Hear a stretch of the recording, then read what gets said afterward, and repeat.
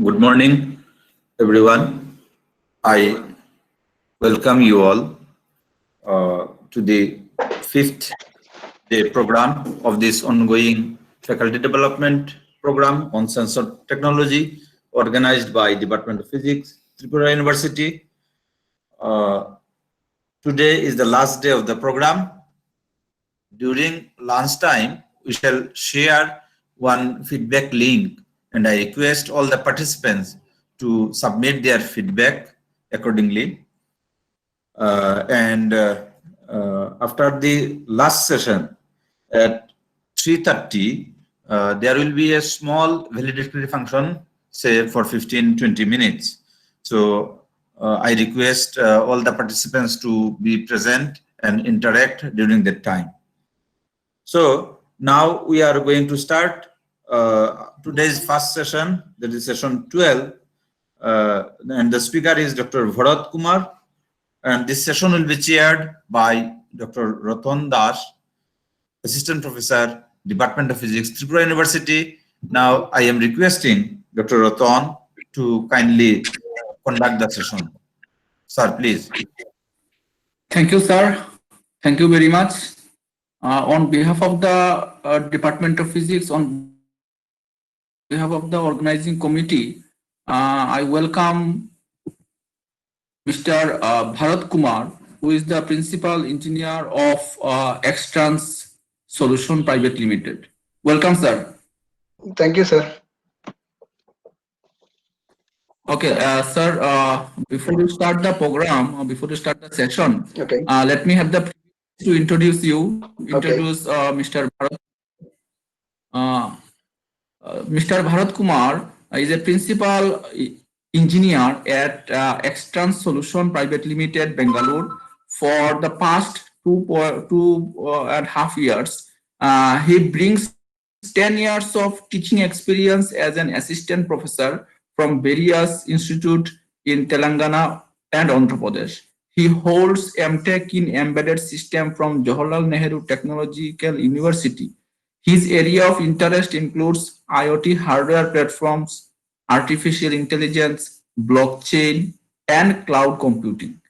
He is also hands-on various IoT cloud platforms.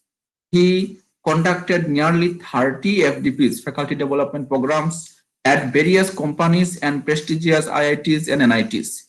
He was a part of successful IoT lab setup in Techno India University. Also, he plays a major role in establishing IoT Center of Excellence at various engineering colleges in Bangalore.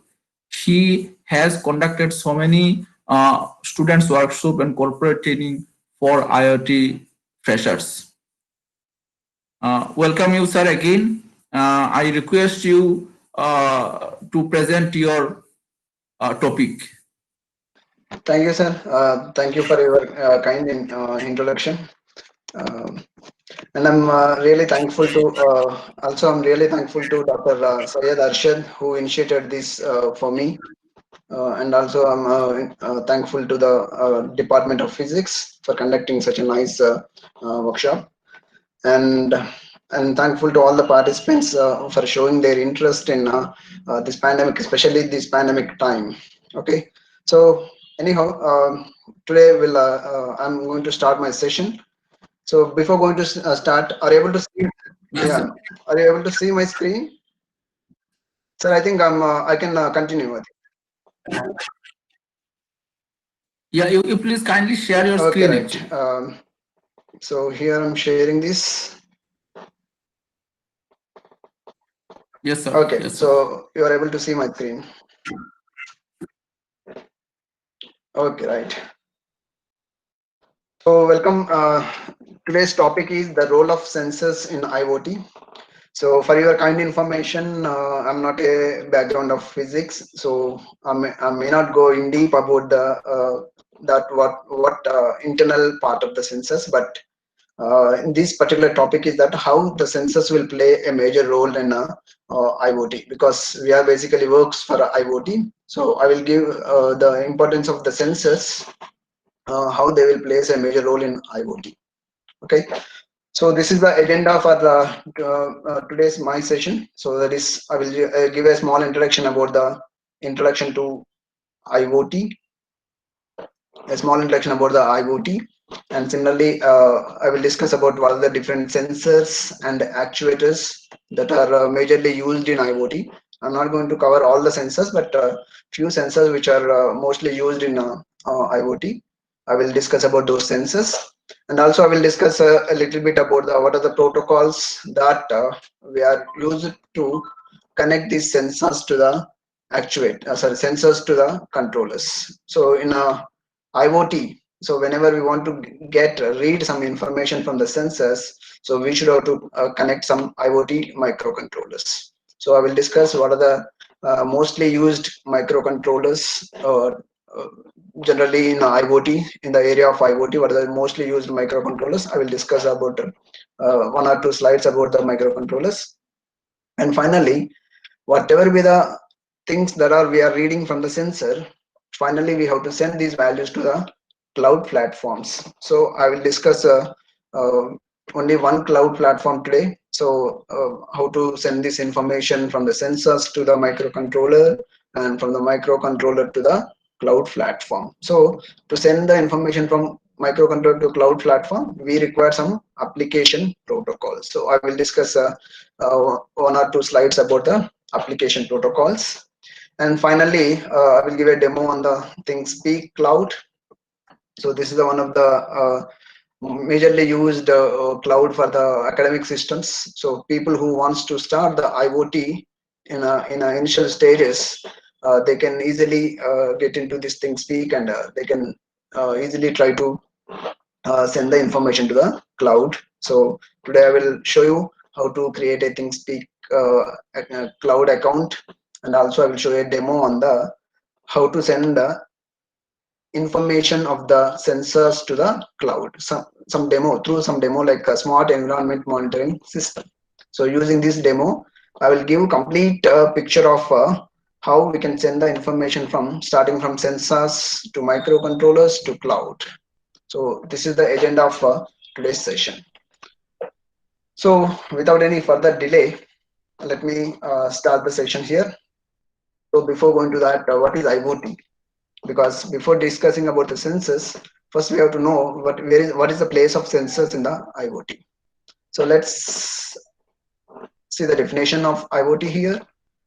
The Internet of Things describes the network of physical objects or things. See here, this is especially important here is that all the physical objects, like for example, if you take home, so all your refrigerator, all your fan, bulb, iron boxes, whatever be the things that we are using daily. So all those things will come into the picture of a Internet of Things. So which are embedded with sensors. So that's a very important for us that IoT is completely based on the sensors information. So and these sensors are going to be processed with some software, and also with some controllers. We can call it as a hardware controllers, and other technologies like cloud. So what we can call it as a cloud technologies for purpose of connecting and exchanging the data between the devices, between the one devices to other devices over the internet. So this is very internet. Why? Because we are doing everything with the help of internet. So that's why it is called as Internet of Things. So simply speaking, in a one line, if you speak in a one line means things will speak each other via internet. So that is generally called as Internet of Things. But how things will speak? So the things will speak because of sensors. Okay, so things will speak because of sensors. If internet is not there, they will speak locally. Locally means in a nearby area, so one place to other place. But whenever if you want to speak the things globally means, for example, we are present somewhere and I want to know the information about some other devices through the internet. So in that case, this becomes a Internet of Things. So the same definition, it is given in a different way. Internet of Things is a system of interrelated computing devices mechanical and digital machines, which are provided with unique identifiers. Means each and every device is provided with some unique identifier here, because whenever we are speaking globally, we cannot speak blindly. So each and every device should have some unique identifier, because we have to know this information is coming from which device. So that device should have some unique address, and the device should have a ability to transfer the data over the network without requiring human to human or human to computer interaction. That means it should be automated. What do you mean by this is that the things should speak each other automatically by connecting those things to the internet. So that is what a simple definition of a internet of things. So here you can see the side by so many examples are there. Everywhere internet of things is there within this tracks or in tools. So many tools that are going to be used in documentations, and in healthcare. In a healthcare, we are going to use in home appliances. We can use in a musical systems. We can use something like that. Everywhere we can use the sensors, and wherever we can use the sensors, that we can able to connect to the internet through some hardware controllers. Okay, so that is what IoT here. So who can connect to IoT? So here, who can connect to IoT? So I'm requesting the participants. Meanwhile, if you have any doubts, please place your doubts in a chat box. Every half an hour, I will take just 2 to 3 minutes break, to handle these questions immediately. And after that, I will continue the session over here. Okay, so if you have any doubts, please place your doubts in the chat box. Okay. So here, Internet of Things, anyone can connect, any device can connect, anybody can connect. So means even a human being also, by importing sensors into on his body. For example, we have a wearable jacket, wearable shoes, wearable things. So all these things. So any person also can be a part of Internet of Things. So already we know that anywhere it should be a global. Anywhere in the world we can communicate each other because of internet, and any business can apply this, not only human beings or not only small devices. Any industries also part of the Internet of Things, and any network, this network is not limited, we have mesh networks, we have point-to-point networks, satellite networks. Any network can be part of Internet of Things, and especially anytime, 24 hours, 365 days. There is no time gap between these things. So like that, Internet of Things will be available in all these particular ways. What are the basic principles of this? So what are the 3 basic principles over here? So the first principle is that things that can receive the data and action on it. So whatever the thing is there that can able to receive the data, and it should be act on it. For example, AC has to be switched on. When AC has to be switched on, it has to always receive the data of temperature. If the temperature is greater than certain range, then only AC has to be switched on. So means here the AC is a thing which is receiving the information of temperature, and it is acting on it, like it is switching on AC depending on the temperature value. So it will receive the data and act on it. So that is the one principle. Second principle is things that gather the information and send it. So this is the second part, other side. There are few things that will not receive the information. They will always send the information.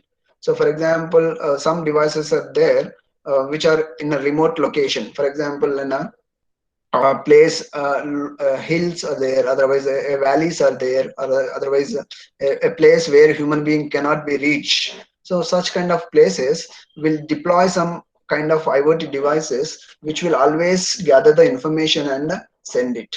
So it will not receive any information. It will always try to send it. That is the second principle. Okay. And third one is that things that perform both functionalities. So most of the cases will use this third one only. It will be act like a sender as well as receiver. It will sense the information. It will try to sense the information, and it will send the information to some other place, and some other place it will receive the information also, like acknowledgement kind of thing. or otherwise any other action. So because of it will send some information, means reply also, it will wait for the reply also. So in such case, those things are going to be performed both functionalities. So here like farming, so they are taking some example as farming includes the sensors that gather the information of the soil moisture, and also find how much water needed by the crops. So all these things, these things, it will give the information, and what it will do, it will wait for the response from the farmer. So whether it wants to switch on the motor or not, so motor switching on or switching off, so that will be it will wait for the reply from the farmer, because final authenticate is a authorized person is a farmer, so he wants to switch on the motor, means then it has to wait for that reply and it has to switch on. So something like that. Things, IoT things means it has basic three principles. It has to either gather the information, send it, and receive it, and acting on it. So these are the different things that are involved in the IoT. So this is what the basic block diagram of IoT. So here we have all the sensors on the left hand side. So remember these blocks. So the major blocks in the IoT is, one is sensor. Okay, this is the first block, the first major block in the IoT. Second block is a gateway. Can you guess what is gateway? Here is that whatever the sensor information that we are collecting here, so that will be goes to microcontroller, and from the microcontroller it has to goes to cloud. So how it will be goes to cloud? Using a gateway. So gateway is a kind of thing which will send the information from local to cloud. So it can be connected to so many things. Like gateway may be connected via your GSM, like your mobile hotspot. It may be connected through the Wi-Fi. It may be connected to the 4G, 5G technology. So whatever be the different technologies that it can be used. But the main functionality of gateway is to whatever the information that is gathered from the sensor, it has to send to the cloud. And here the cloud will do some analytics purpose, and once this analytics will give some result, and then it will intimate the information to the user, like mobile apps. So here, okay, your temperature is in certain range, so your health is in certain range, so something like that. Important notifications or important informations that cloud can analyze, and that can send the information to the mobile apps. Or it may be a mobile app, or it may be any other microcontroller or other IoT device. It may be other IoT device also. So like that, this is the basic block diagram of a IoT. And this is in another way, same things that we can represent in another way. So these are all left hand side, everything we have IoT sensors. Okay, so here we are using some cloud part. This complete blue box from here to here, this is completely a cloud part. So all the sensors are sending the information to the cloud. After that, inside the cloud, it will store the information in a database, as well as this stored information is given to the analysis purpose. Means whenever any data comes to the cloud is not sufficient, we have to analyze that data, how the data is helpful for us, how this data is helpful in predicting the future values. So something like that. And once it is analyzed, we have to display it properly. We have to use some dashboards. We have to send some notifications. We have to do some service to the customers based on the data what is available here. We can do some customer service or other monetizations. So what are the other things? Well, if you want, you can do all these things. These are all things will comes into picture of IoT. So in these particular things, you please concentrate only on this particular part, that sensors. So without sensors, all these are not having information. So without having information, see nowadays there are so many ways of information. We are getting the information from the WhatsApp, Facebook. These are all techie information. So, and also we are going to get the information in the form of data sets which are already gathered manually. And there are some automation information that we are going to get from the sensors. So the sensors also placed a major role in gathering the real-time data. So that is very, very important for us. To get any real-time data, we have to be very careful to choose the sensors, which sensor will give the proper information. So that is means without choosing a proper sensors, all these analysis, all this storage, all these actions, everything will be affected. So if you not choose a proper sensor over here, everything is affected over here. Okay, so that is one of the thing. Okay, so let me quickly enter into the sensors part. Okay, so as you have seen that what are the main components of IoT. First one is sensors. Second one is we have to get the microcontroller. So these sensors are controlled to connected to the microcontroller. And third one is gateway. So that what happened here, whatever the data that is we processed, we have to send that to the cloud. So to send the cloud, we should have to have a gateway, and then it will send to the cloud. So after the cloud, again it will do some analysis and give the result. This is called as action. We can call it as action. So simply speaking, sensors, microcontrollers, gateway, cloud, and actions. So this is comes a part of a IoT. So in this particular part of IoT, let us speak about the first part. It is sensors. So let's go for that. So basically, I'm giving a sensor definition in terms of electronics, because basically I'm a electronics engineer. So most probably I will gather the information regarding to the electronic sense. So here in this we have two transducers. One is whatever the real world information like temperature or humidity or heat or some other thing like gases, gas contents, or any other real world information. So that is simply transferred into a analog signal. So that is what a sensor will do. What it will do, it will convert this real world informations that may be in a acoustic form, any other form. So that will convert into a electrical form, that is electronic form. That is, it will convert into either current, it will convert into either current or either voltage, or sometimes either resistance, or sometimes any other information. So like all electrical related things, either it can be, sometimes it may be in the form of magnetic fluxes, something like that. Okay, so it will convert that into some form of electric signals, and after that we will use some other secondary transducers, because all the analog signals may not give the proper information. So we have to convert that into a proper information, and we'll make it as a final usable value. For example, if you're reading a temperature sensor, so analog value, for example, analog value is I'm getting an analog value as 220, digital 220. I'm getting some value called 220. 220 is not a temperature. So because this 220 is a analog value which is corresponding with the existing temperature. So we have to convert this 220 into something called 37 degrees. 37 degrees, because we know this 37 degrees is the temperature. We know this is very well. We know this form 37 degrees centigrade. We know this form very well.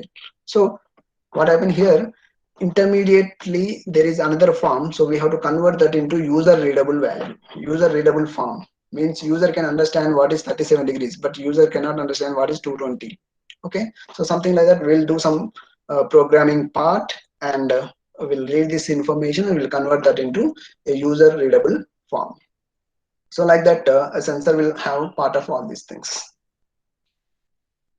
So based on the sensors, we can give a basic block diagram here. So these sensors generally convert your analog values that will be converted into digital, and it will be supported to a microcontroller. So forget about this. This is a device which is created by the Extrans Solutions Private Limited, especially for IoT. But instead of this, you can use any controller like Arduino, like Raspberry Pi. So something like that, you can use any other controller. And again, these things, whenever you want to display something, again you have to convert back to the digital to analog, and then you have to display those things over here. So something like that, a basic block diagram of sensors, how they are connected to the controllers. coming to the sensors, there are so many types of sensors are there. So these are majorly dividable sensors. One is position and presence or proximity sensor. So this is generally used for finding out the object positions, whether object is present or not, something like that. Similarly, we have motion and velocity. So human motion sensors and velocity, vehicle speed, and all these things also we can measure. And we have a temperature sensors, humidity and moisture sensors, and this is acoustic and sound and vibration sensors. We have so many chemical gases, chemical sensors like CO2 sensors, carbon monoxide sensor, nitrogen dioxide sensor. So like that, there are so many gas sensors are available, like HCHO sensor. So like that, so many chemical gas sensors are available. And similarly, we have a water management. Whenever you want to go for any flow related things, it may be the flow may be any liquid, it may be a water, it may be any liquid flow. So these flow sensors is used to find out how much of water we are using, how much of liquids we are using. It's like a measurement of liquids. So all these things will come under the flow meters. And there are strain and pressure sensors. Mostly these are going to be used in automobile industries. They will use the force and load and strain, pressure, and these kind of things will be used in automobile industries. And similarly, there are some leakage. Whenever water leakage happens in the things, or otherwise whenever petrol leakage or any diesel leakage, so like that, any liquid leakages, so that we can easily uh, measure using these leakages. And also levels, how much level means what is the content of water we have, what is the content of petrol we have, what is the content of diesel we have, like level of liquid. So that is also we can able to measure over here. And there are some electric and magnetic sensors, like door magnetic sensors, like any other kind of electric and magnetic sensors. We can use magnetometers, so something like that. And there are something like accelerometer, which will decide the direction of the vehicle. Like for example, in a mobile also we'll play so many games. So the games will depends on the acceleration of your mobile, like how you are moving in tilt and acceleration. So these kind of sensors we can use here. And last but not least, it is a camera, vision and optical ambient light. So this vision may be a different vision, IR vision, thermal vision, and direct vision, so something like that, lens vision. So we have so many different kind of cameras available here. So regular cameras are different, thermal cameras are different. So like that, we have so many types of sensors available. So let me quickly go through some sensors here. These are the different types of some temperature sensors available here. So let me give 5 minutes, then I will give a short break of 2 minutes for questions, and then we'll continue the next one here. Okay. So here I'm having different types of temperature sensors like thermistor, RTD, okay, and LM35. This is a regular one, mostly used in home appliances. Okay, so this is LM semiconductor things, like which is industrial temperature sensors. Like whenever you want to work any industrial places, so it will try to measure the heat generated by the machines. So generally, that for that particular purpose, we'll use the LM92. Like these are called as semiconductor temperature sensors. And similarly, we have something called thermocouples. Almost the thermocouples and as well as thermistors, these are all going to have a same kind of applications, but most probably in our home appliances, like our iron box, or like our generally you might have seen that everywhere they are displaying some temperature. So the room temperature, otherwise the oven temperature, otherwise some machine engine temperature. So for all these kind of things, we'll use this RTD kind of temperature sensors. But for generally home temperature, we'll use a different one. Okay, so these are the different list of generic sensors here. You might have seen that this is the one of the very famous sensor in COVID-19 pandemic. COVID-19 pandemic. Why this is very famous means it is going to measure the temperature of human body. So it is going to measure the temperature of human body using some IR technology. Okay. So nowadays, whenever you go to any places like shopping complexes or any other banks and any other small shops, they are using this to measure your body temperature. And the second majorly used temperature sensor here is pulse oximeter. So nowadays you can easily observe that the people are wearing some, sorry, they are measuring our pulse by putting one device to our finger. So whenever they are giving some clamp type of sensor, they are taking that and they are um, taking the pulse of our human body. So like these pulse oximeters are generally used to calculate the pulse of our human body. Similarly, there are so many things are there. PIR sensor, which will sense the human body, human motion sensor, like whether the any living thing, whenever, because generally this is a ceiling mount in a home, they will generally insert these things into the ceiling, like they will insert 2 or 3 in a room. So then what happen here? Any person enters inside the room, automatically it will recognize the human motion. So whenever it recognizes the human motion, it will automatically switch on the lights, switch on the fans, and everything will be done. Automatically, it will open the door, something like that. These kind of things will be done using this particular PIR sensor. Similarly, there is something called object distance calculation. See, this is only, it will detect the human being, but it doesn't know what is the distance of that particular object. But here, this is a device which will calculate the distance of human being. Sorry, any object. What is the distance of that particular object? You can able to calculate. For example, in a water level indicators, or in otherwise garbage collection, or otherwise it can be used in a car, automatic car also they will use these ultrasonic sensors. So like that, it will use to find out the distance of the objects.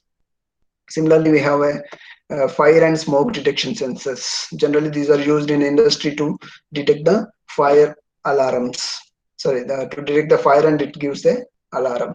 Similarly, this IR sensor is also used to detect the objects. It is also similar functionality like HC, this object detection sensor. These both are having similar functionality, but the thing is that it will be works fine. Accuracy wise, this is good. This HCHR04 is a very accurate compared to the this IR sensor. But one more advantage of this IR sensor is that it can be able to measure the objects in the fog environment, especially in winter season. We are not able to see the objects and all these things. Whenever fog is there, this sensor is not able to detect the objects. Why? Because this signal, whatever it is generating, that is not penetrating through the fog. So whereas this IR sensor, whatever the signal there is, it is going to be sent. This can be penetrated through the fog also. So that is one advantage of this IR sensor compared to this. But accuracy wise, this sensor is very good compared to this.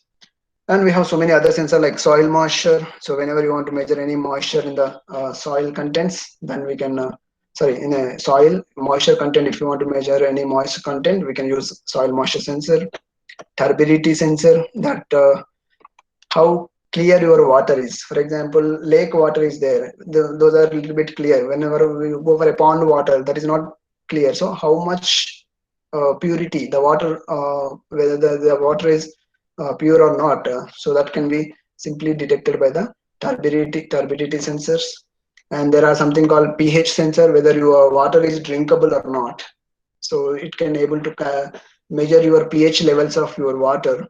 And these kind of sensors are available in 16 variety types of sensor available to measure the different parameters of the water. So this is one parameter like pH. pH is the only one parameter that is measured by this. So like pH sensor, there are 16 different kinds of sensors available which are going to be measure up to 30 different parameters of the water. So generally, whenever you want to go for any water purification system, so then in that particular phase, we can measure those water, whether these water are pure or not. So something like that, they will use this pH sensor for water measurements.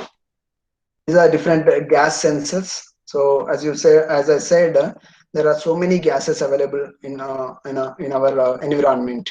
So there are different kinds of gas sensors also available to measure different kind of sensors. So in this, particularly the first one,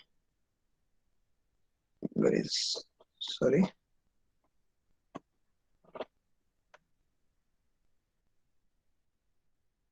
In this, the first one is a LPG gas. Generally, in a home, whenever you want to detect any LPG gas detection, like any LPG gas is leaking or not, so in that particular case, we'll specially use this MQT sensor. Similarly, for air purification, so whether air is pure or not, so for that particular purpose, we'll use something called MQ135 sensor. So like that, we have different sensors, like for CO2 is there, another sensor is there. So something like the different sensors are there to different gases, to detect different gases. We have different gas sensors are there. Okay. So these are some actuators for displaying the information and for displaying other things and all these things. Okay. So these are not important for us because these are just outputs, not the inputs. So our sensors are always inputs. We are reading or we are sensing something. Okay, so if you observe this last one, this is mostly used in your washing machine. So it will automatically switch on and switch off your water level. So that water pump, water pump will be automatically opens the gate and close the gate, so that the washing machine will not take directly every time. It will not take the water. It will take the water at certain timings. So for that particular water pipe controller, we will use this particular we can call it as DC electrical valve sensor. Okay, so it's not sensor, it's an actuator. What is the difference between a sensor and actuator? Actuators means these are the acting on the devices. Sensor means sensing some information. These all devices are not sensing. These are going to be do some action. Okay, that's why it is called as actuators. Okay, so here let me take 2 minutes break for taking some questions over here. So if you people are having any questions regarding this, I will take a few questions here and immediately we'll go to the next topic. Okay, hello. Yes, sir. Hello. Yeah. Okay, sir. From Cotton University. I wish to know something about the temperature sensor. Can you please go back to that slide? Okay, 1 minute. This one? Yes. Can you please give me the working limit of these sensors one by one so that I can note Yeah. that temperature working range? Okay. Thermistor. Okay. So I cannot give that exact limits, but I can give approximate limits here. Okay. So in this particular case, Yes, that will be fine. Yeah. In this particular case, thermistor will take the range of up to 1800 degrees centigrade. From room temperature. Yeah, from room temperature, not from room temperature. It will take from -200 to 1800, -200 to 1800. Yeah, degree centigrade. Yeah, degree centigrade, and this is goes up. And This one is -80 to 300 degrees centigrade. RTD, -80 to 300 degrees centigrade. RTD. Yeah. Yeah, and then this one is a very simple one. It will take only -20 to plus 80 degrees centigrade. -22 plus 80. Yes. And this is a this is a it is a semiconductor temperature sensor. This will not give much information about the this. Generally, this is used in machines. So it can goes up to 70 degrees centigrade maximum. It will not detect the more than that. 70 degrees centigrade, and it will not detect the negative one. Okay. It will not detect the negative temperatures. And again, thermocouple is a little bit very same like a thermistor, so it can goes up to 800 degrees centigrade. 800 degrees. 800 Yeah. degrees centigrade. So out of this, From the lower limit of thermocouple. that is same minus 200 degrees. Okay. Okay, so why I introduced actually these other buds, except this LM35, all these are going to be used in industrial purpose. Okay, so that's why I introduced this temperature sensors. Okay. Yes, Okay, Mr. thank you very Bharat. much for this. Yeah. Yeah, there are some other questions. Do you want to reply them now or at the end of the program, end of the session? Sorry, and I didn't understand. There are some other questions also in the chat box. Yeah. I will take the end of the session. I will take the end of the session. Okay, it will be better. It will be better. Yeah. Thank you. Okay, because let me You just today's finish it first. target, and then I will take the. Okay, right. So immediately I want to go through that. I want to just show physical sensors, whatever we discussed up to now, and what are the sensors that I have with me. So I want to discuss those. I want to just show that sensors for you. So for that particular purpose, let me start my video.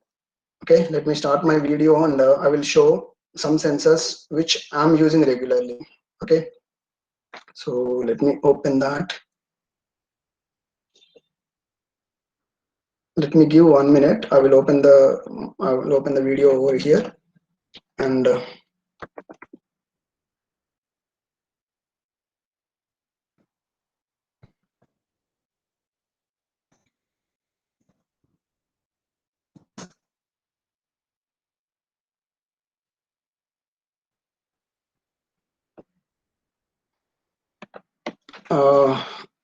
are people able to see sensors here in the screen?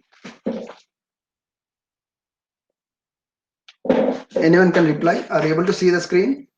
Yes, we can see it. Okay, right. So these are the different sensors that we are using for the academic purpose. So these are not industrial sensors. Directly, I'm giving the information that these are not industrial sensors. So this is what human motion. So whatever generally the people used at their homes. So whenever anyone enters into the room, it should automatically switch on and switch off the lights. And similarly, this is for rain detect, and this is IR sensor. What we just now we have seen that it is detect the objects in a fog environment also. And similarly, this is your ultrasonic sensor, which will detect the object distance very accurately. Okay, this is servo motor. These are some sound sensors, and I can specially introduce that these are some current sensors, so which can able to measure your device current. So how much, for example, this sensor specially, which can detect what is the current consumption of your daily products. For example, in your home, you are using some current, so you want to know how much I'm using the current. So you want to measure that current measurement. You can use these current sensors over here. And this is a room temperature, room humidity and temperature sensor. So this can be used for measuring the temperature and humidity. And this is soil moisture. This is soil moisture, which will generally measure the moisture of the soil contents. Moisture content of the soil. And these are some health sensors. Pulse oximeter. Just I discussed about this. This is used for the pulse measurement. Like we can call it as the oxygen content in the blood. How much oxygen content we have in the blood. So that is going to be measured by this. And similarly, this is a temperature, body temperature, not weather temperature. It is going to be measure the body temperature. So similarly, we have some different type of controllers available here. So this is a Raspberry Pi mostly used controller, and this is a Arduino with some base shield. So we can easily connect the sensors very simply with single wire. So these are some controllers, and this is for flow meter. So how much water you are using daily. So it can measure the content of water. So how much water you are using, how many liters you are using, how many liters you are consuming daily. So that water measurement, water flow meter, we can call this as a flow meter. So similarly like that, there are some water temperature. So if you put this into the water, it can measure the water temperature. This sensor is used to measure the water temperature, and this is for pH sensor. So it will measure the pH value of your water. So like that, these are different sensors. See, you can see this. We have some camera for detecting the face masks and detecting the objects, detecting the faces. So this is a different type of camera. This is a different type of camera.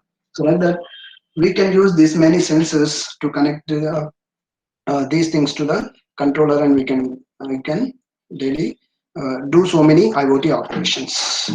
So this is just I want to show why, because just you can have a idea that we can do all these things.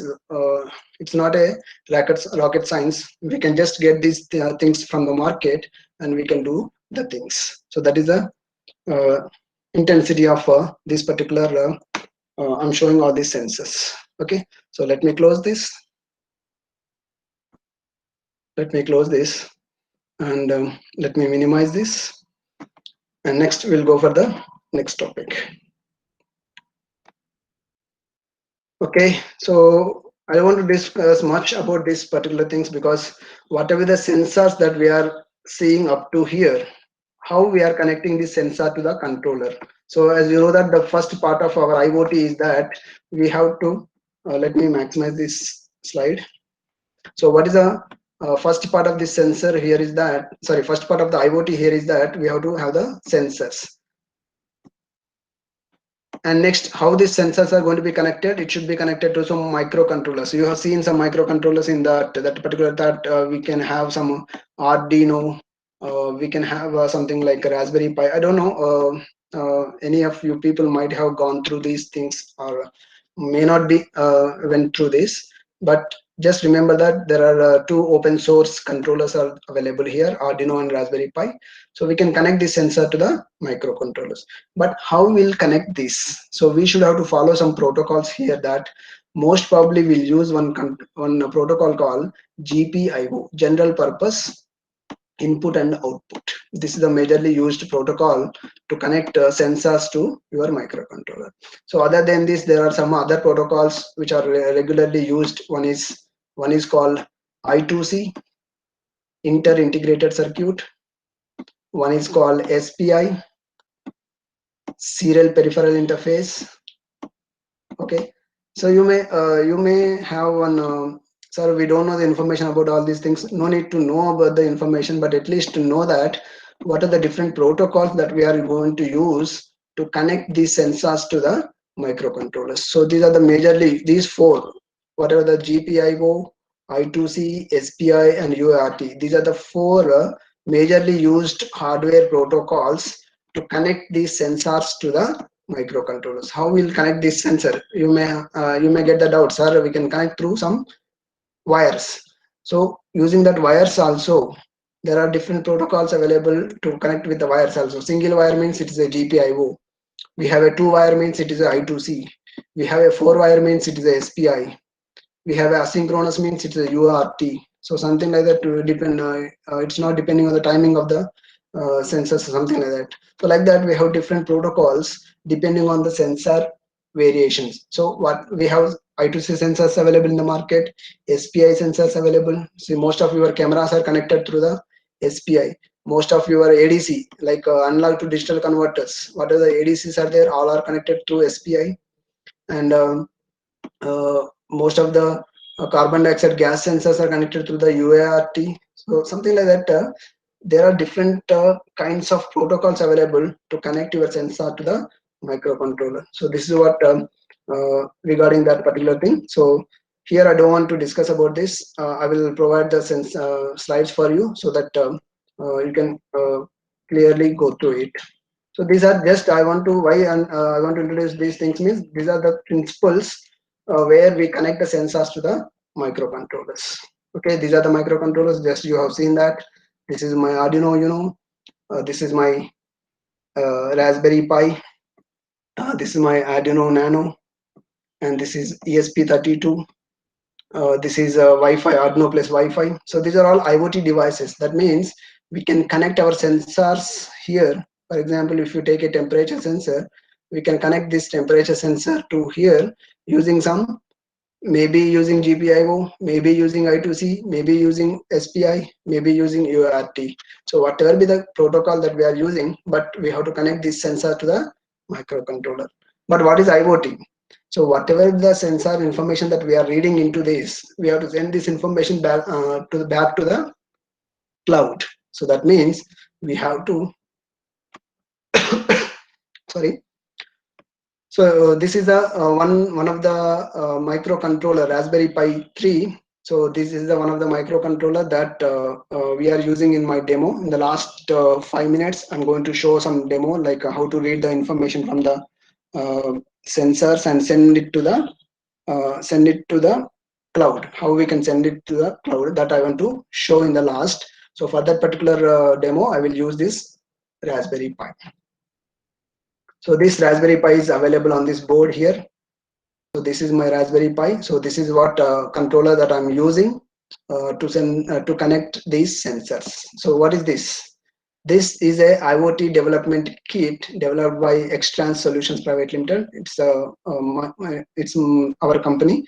So this is Xtrans is going to be developed. Developed its IoT kit where we can do end-to-end IoT applications. Like we can read the information from the sensor to a controller, and we can process the information here. We can write some Python program over here, and we can read the information from the sensor, and we can process it. We can send information to the cloud here. Somewhere we have a cloud over here, and we can send the information to the cloud. And once information is processed, we can generate some actuators. Like we can get a buzzer, we can get a buzzer warning, we can get a display over here, or we can get a door open stepper motor here. This is a one thing where we can connect a stepper motor. We can connect a stepper motor which is going to be used to open and close your door. So something like that. Starting from reading the information from the sensors, sending information to the controller, sending this to the cloud, and returning back to the actuators. So sensors, controller, gateway is available here itself. This is called Wi-Fi chip. So this Wi-Fi chip itself will acts like a gateway here. So this is a controller plus gateway. So both, it will be acts like a both controllers plus gateway. So this gateway will send the information to the cloud. Okay. So once information is sent to the cloud, it will save the information over there. Okay. So this is what a complete IoT scenario is. So there is another thing is called as a virtual network connect. As you know that now it is a IoT pandemic situation. So no one, because to connect this hardware, someone has to be come here and they have to connect the sensors and they have to write the program and do all these things. But instead of connecting physically, so we are going to use one software called Virtual Network Connect, so that I can connect my kit from remote location. For example, you are presently available in Tripura and I'm available in Bangalore. So now you can connect to my kit and you can write your own program and you can get readings of that particular sensors from your location. So like remotely you can access my kit, and remotely you can write program, and remotely you will get the sensor values. So for that particular purpose, I'm going to use one software called VNC. Okay, so most of people who are coming from the background of computer science, they may know about this. But anyhow, here in my kit, in my particular IoT development kit, whatever I shown to you here, so this kit is already enabled with VNC. So this part, just a minute. So this part is already I enabled with my IoT development kit, so that already in my kit I already enabled the VNC software. And this is the client part. Means, for example, from your place, you want to access my Raspberry Pi kit, otherwise my IoT kit. Then you have to download a VNC viewer in your laptop. You have to download a software called VNC viewer, and I will provide some username and password for you. So using this username and password, you can connect to my kit from there. So from Tripura, you can easily connect to my kit and you can do all the things. So that is VNC. So if time permits, we'll see in the last, but I don't think so. The time will permit us. But anyhow, what my intention here is that we can connect remotely. So without touching your hardware, you can connect from your place and you can read all the sensors values. So that is one of the beauty of VNC over here. And next one is cloud. Coming to the last part of our things, we have seen. See what are the things that we have seen up to now. We have seen so many sensors. We have seen few controllers like Arduino, Raspberry Pi, ESP32. So we have some Node MCU. We have so like that. We have seen so many controllers. And we have seen what are the protocols that are connected from the sensor to the microcontroller. We have seen that what is GPIO, I2C, UART, and SPI. So all these protocols we have seen. And what is our next level is that we have to send this information to cloud. So to send this information to cloud, we should have to create one cloud account in the one of these. So cloud is a public place where our information will be stored. So like your Google Drive. So most of you people have Google Drive. So you are storing your photos, you are storing your files, you are storing your all the information into the Google Drive. What is that drive is a cloud.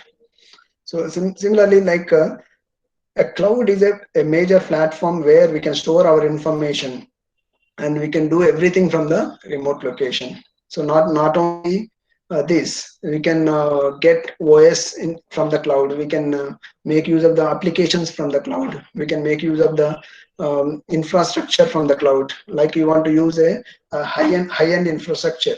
Yes, you can access that high-end infrastructure from the cloud and you can do that one. So nowadays, everything is possible without buying any hardware things. So that is because of IoT cloud platforms.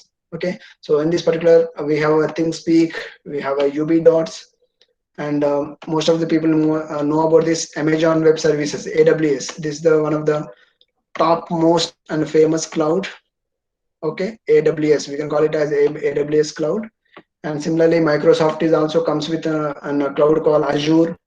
Similarly, we have a Google cloud platform, GCP. We can in the short form we can call it as GCP, Google Cloud Platform, Microsoft Azure, AWS, Amazon Web Services, UBDots, and ThinkSpeak. These are generally these two are not such a commercial, but these three are complete commercial and used in real-time applications. Okay, so out of all these clouds, I want to show one simple cloud. That is first one is ThinkSpeak. So let me open this cloud and let me perform my demo to send the information to this particular cloud. Okay, so before going to send about the cloud information, so before going to see what is the information about the cloud, earlier we have seen that how we will send the information from microcontroller to cloud. How we can send the information? Again, we have to use some application protocol. We have to use some application protocols. So what are these are hardware protocols. We are connecting the sensor to the microcontroller. These are called hardware protocols. What are our hardware protocol? UART, GPIO, I2C, okay, I2C and SPI. These are something called hardware protocol. Similarly, we can use some application protocol. So that is called as your HTTP. Most of your people might have know that HTTP. So this is a main protocol where you are sending all your information to the servers. So here cloud, what is a cloud? Cloud is also a type of server. So you have to send this information to the server means you have to use the one protocol called either HTTP, and but in the most of the IoT cases we'll use another protocol called as MQTT. MQTT. So most of the people might not know about this. This is message queue telemetry transport, because this is a very lightweight protocol. That's why the people will use it in the IoT, because in the IoT means the information is very light, because it is a simple temperature value, a simple digital value, on and off value. So it's not a much bigger information to send it to the cloud. It's a very small information to send it to the cloud. So in that particular case, instead of using the HTTP protocol to send the information to the cloud, we'll use a MQTT protocol. So this is what HTTP will work like: request and response. If you send some request through the from the client to the server, server will give some response. This is a HTTP protocol. Similarly, MQTT will work like this. MQTT is publish and subscribe. It's not in MQTT there is no request and response. The MQTT we have publishers and subscribers. The terminology will change. At the same time, here it will be publish the information to a common place called MQTT broker. So whereas this subscriber also will connected to this particular common place called MQTT broker. So here these people are sending the information. See, whatever the sensors are there, temperature, motion sensor, moisture sensor, all are sending the information to the broker, and this broker will send the information back to the mobile devices or computer, whatever it is. Okay, so this is another protocol called MQTT. Okay, so here I will give one final conclusion, and lastly, last 10 minutes I will give a demo. What we have discussed up to now, I will give a practical demo on that. Okay, just I will give what we discussed up to now. So we discussed all the sensors and all the hardware protocols. Okay, all the hardware protocols. Like already I said you that it is UART, I2C, SPI, and GPIO. So that is a very important. GPIO mostly used protocol. So all these things will be connected to the microcontroller. So microcontroller is connected to the cloud via gateway. So I'm sorry.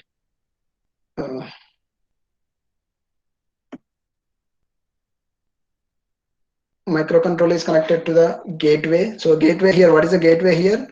It may be your GSM, like your mobile phone. It may be that's what your 4G or 5G, whatever it is.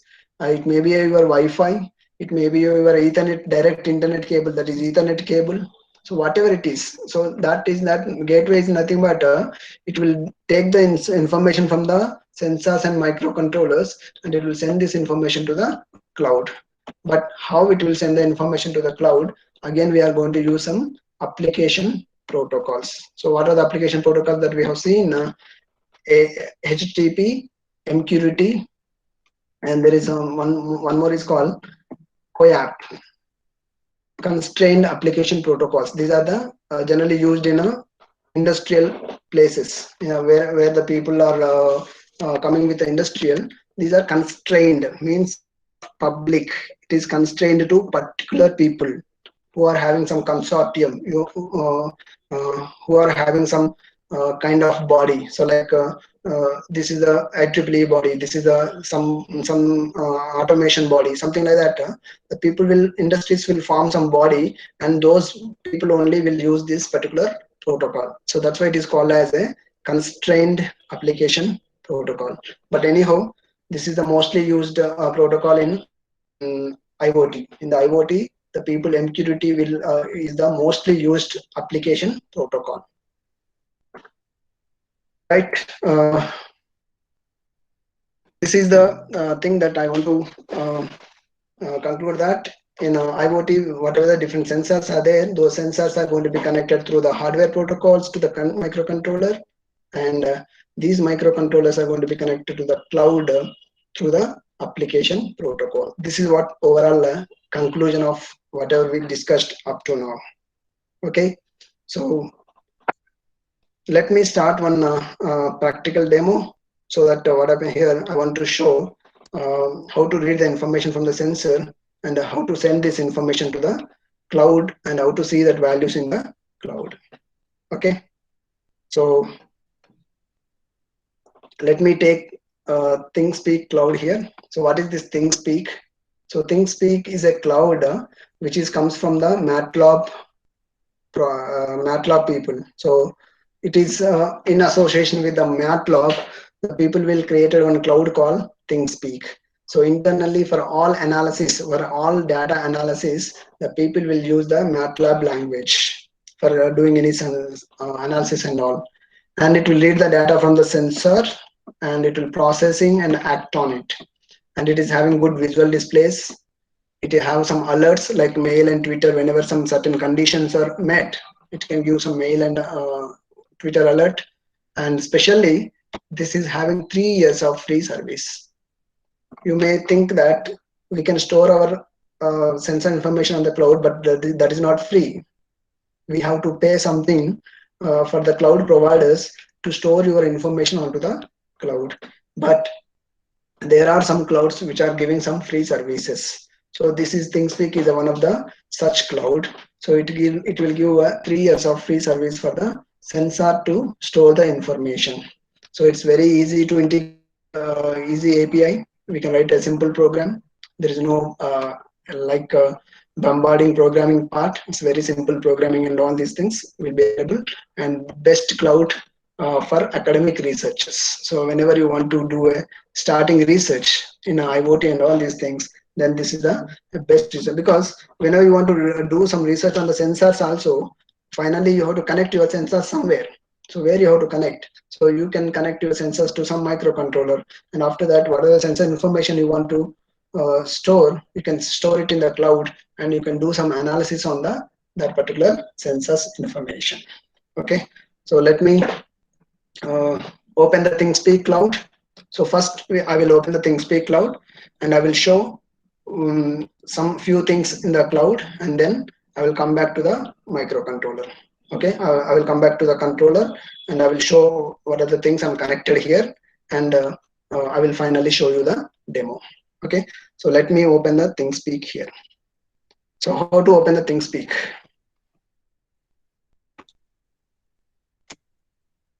Oh, let me open the ThingSpeak here. So to open your ThingSpeak, we have to type here something called thingspeak.com. It is, I'm spelling it THINGSPEAK, thingspeak.com. So by typing this thingspeak.com, it will open a kind of screen, something like this. Okay. Okay. So once you open like this, you can we have a button called Get Started for Free. The people who are using for the first time, you just click on this Get Started for Free, and you have to create some account in the cloud. So without creating any account in the cloud, we are not able to send the information to the cloud. So if you want to send the information to the cloud, we have to create some account over here. I'm sorry.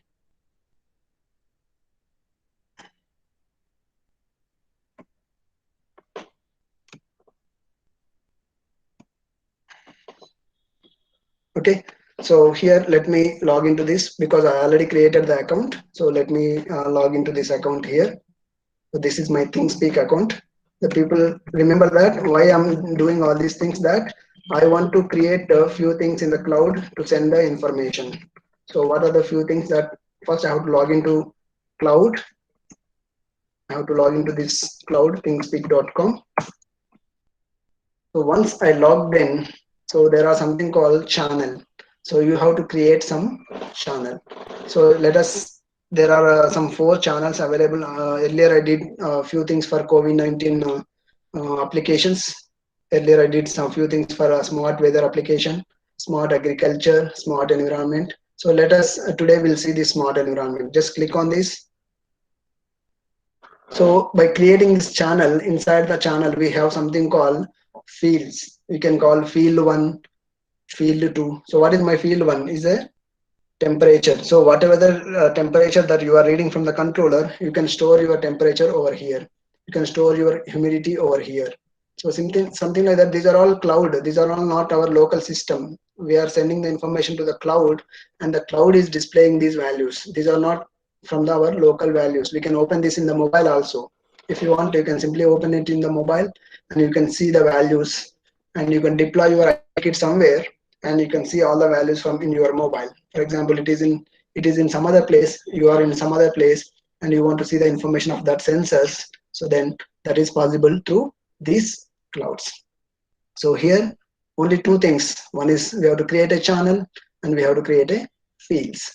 How much of information you want to store, that many number of fields you have to create over here. So here I created 4 informations. What is the light value, gas value, humidity, temperature. So all these things that I created, and I want to see these values from the controller. So let me open the controller over here. So this is cloud part. How we can just create a thingspeak.com, create a channel, create a fields and a channel. We have to create only these things. And always remember that we have to choose 2 things here. We have to note down the channel ID, and we have to note down the API keys. Why the people may ask the question, why we have to note down this? Because if you want to communicate, if you want to send the information to this particular cloud, we have to provide this API key and this channel ID in the program. So whatever the program you are returning there, you have to definitely provide this API key, must and should.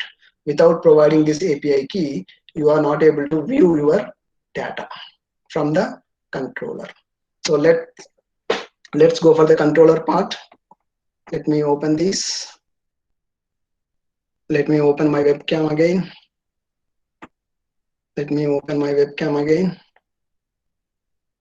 I think I stopped the video.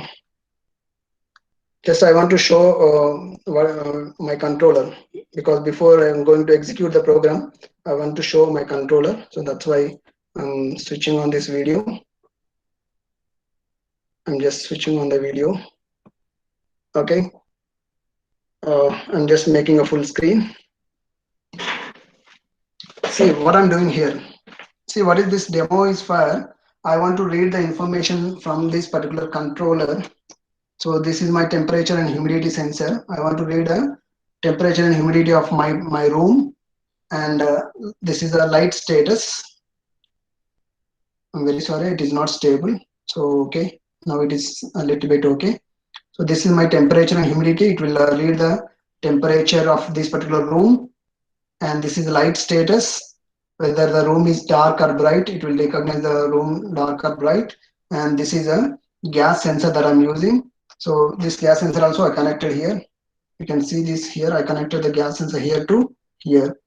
Okay, this is a gas sensor which will recognize the room gases, like whether room is fresh or not, something like that. It will recognize these things. So I want to show a small demo which will read the temperature information, light status information, and gas information. And here I'm using a controller called Raspberry Pi. Here you can see this. I'm using a controller called Raspberry Pi. Okay, so this is what controller that I'm using here. So let me log into this controller, because presently I'm in my laptop. I want to log into microcontroller. So this is the place where I can log in. See here, you can see this VNC viewer. This is the one software that I can use, and I can log into this particular microcontroller. This is my kit actually. So this VNC viewer is a software where I can log into the microcontroller. So after I logged into the microcontroller, so let's double click on this.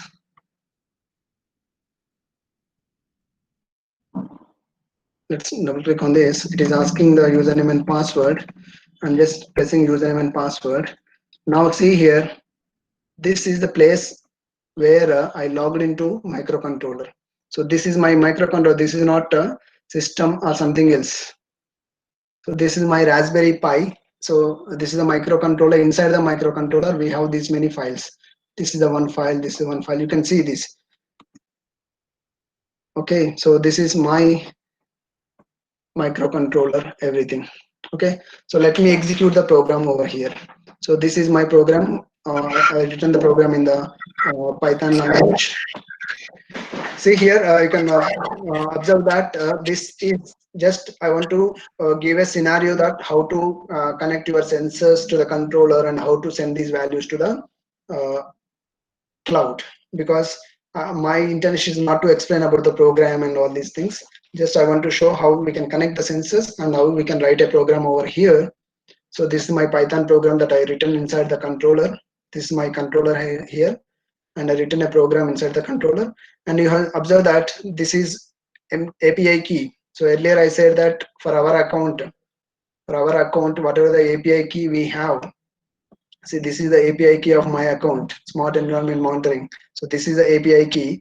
This API key we have to provide inside the program. So inside the microcontroller program. So here by providing this, now let us run this program. See, it is reading the values. Temperature is 26 degrees centigrade, and humidity, I think it is giving some wrong humidity value, but it is 95%. And already light is there in the room, and there is very less gas contents, means there is no harmful gases in my room. So if any harmful gases like more CO2 or more so like that, if anything is there, it will just increase this value so that we can recognize that room is not safe. So something like that, it is reading these values and sending these values to the cloud. See, publishing the data to the cloud. So let us verify whether it is published to the cloud or not. Let us open our cloud here, ThingSpeak. This is our cloud. Let us view here, private view. You can see this. See, this is temperature is 28 February. See, Friday, September 25th, 11:22. See, you can see the timing over there, 11:22, 47 seconds, just before it was sent.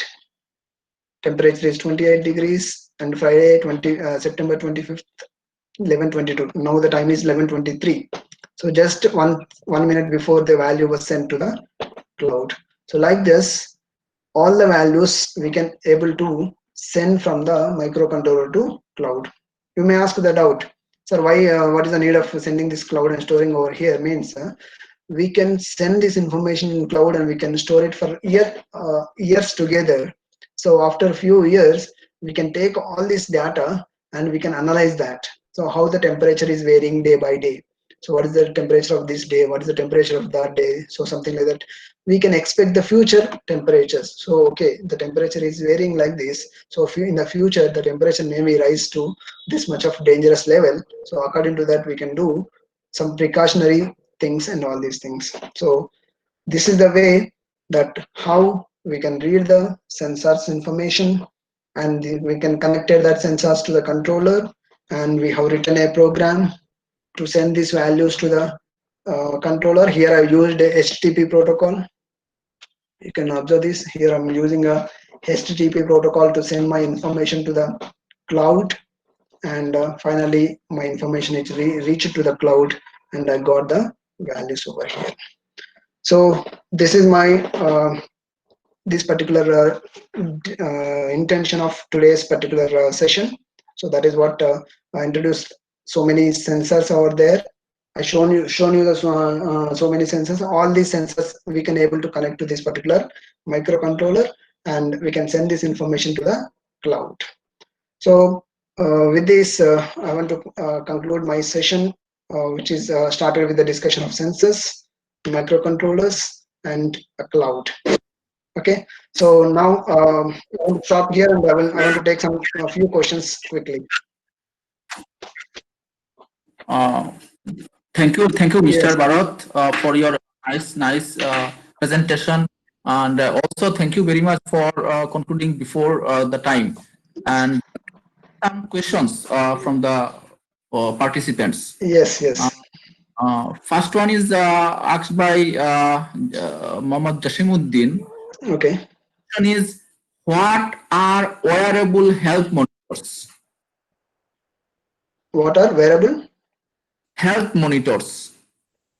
Health sensors. What are the wearable health sensors or monitors? Most likely. Okay, right.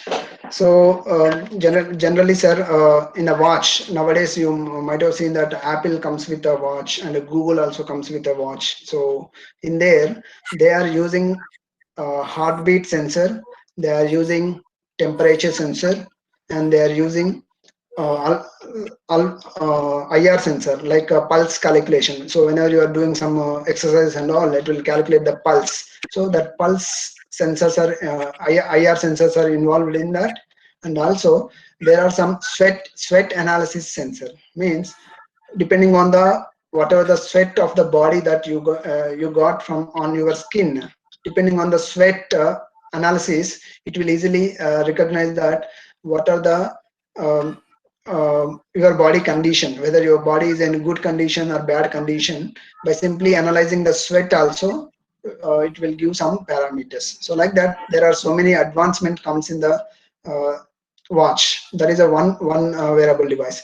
And the second one is a wearable device of a jacket. So in a jacket, whenever you wear a jacket, it will touch to the various parts of your body. So according to that, it will always able to measure your heart rate. So because they especially measure the heart rate, either we have to touch the sensor to the chest, or we have to touch the sensor to the hip part or back side. These three particular different places, they will insert some sensors inside the jacket, and that jacket, whenever you wear it, it will tells your health conditions. So like that, there are so many wearable devices nowadays available in the market. Yes, any other? Okay, sir. Another participant, Shumani Chakraborty, Okay. she asked, cloud server is present in cloud. Sorry, sir, I didn't get that one. So can I Shumani Chakraborty asked a question. Yes. In the chat box, it is there. Okay, so I'm just seeing that. Yeah, Sumani Chakravarti. Cloud mean server is present in cloud. Yeah, it's a cloud means so many things are there, sir. It may be as a physical server is present in the cloud. It may be some application is present in the cloud, because here ThinkSpeak is a application. So we are going to connect to some application, and wherever we are giving the data, that is going to be stored in the cloud servers. So clouds are maintained by the big servers. So those servers are nothing but we are try to store our information into the public servers. Yes, sir. Almost the servers only. Okay. In the below, another question is Yeah, that yes. again Yeah, asked sir, by no, I will read and I will answer that. Okay. What does cloud composed of? Sir, cloud maybe different types are there. There are infrastructure. Some clouds will provide the infrastructure. Infrastructure means it will provide the processor for you. It will provide the operating system for you. It will provide the database for you. It will provide everything for you. And there are some clouds which are providing the applications. Like in the clouds also, there are types are there. IaaS, PaaS, SaaS. IaaS means infrastructure as a service, means they will provide the infrastructure for you, and PaaS means program as a service, like they will provide the applications for you, and similarly software as a service. So like that, everything for everything there is something available in the cloud. Cloud will software. And what is assessment link? Assessment link, and next, in which form stimulus? Yeah. There is one question: in which form of stimulus are used by IR temperature sensor and pulse oximeter sensor form human body? So I didn't understand that stimulus means maybe it might be in input, but IR temperatures will based on the heat. So whatever the heat produced by the body. So generally, human any living thing will produce some radiation. So using that radiation, it will recognize the temperature directly. Okay, that is a IR temperature sensor will work on, and pulse oximeter will work on the blood pressure. So generally what happen in the pulse oximeter, they will put some IR sensor. So whenever you put your finger onto the IR sensor, it can be able to variation the pumping, blood pumping, like what our heart will do, it will pump the blood and it will take the blood inside, like inflow and outflow. So whenever we are doing the inflow and outflow, that blood pressure, that flow will be changed. That changes in the flow will be recognized by the pulse oximeter, so that it will give your oxygen levels in the blood. Because depending on that only your blood pressure will be depend. So it will work on based on the blood pumping. Okay. And due to the network issues, I have just now. Okay. Yeah. In the below there is yeah, one question asked by workshop physics to you that did you design this sensor you showed in the video? No, sir. Actually, when we didn't design these sensors, we are just using these sensors. So these sensors are available in the market. Like these are all scientific sensors. These are all not very few sensors having the applications. Like in a home, see, because in non-critical things we can use all these sensors. Non-critical means even though if some delay happened in the sensor reading, also there should not be any harm should not be happened for the people. So in that particular case, we can use these scientific sensors. So these are all scientific sensors which are directly available in the market. We can just go and buy the sensors. And one more Yes.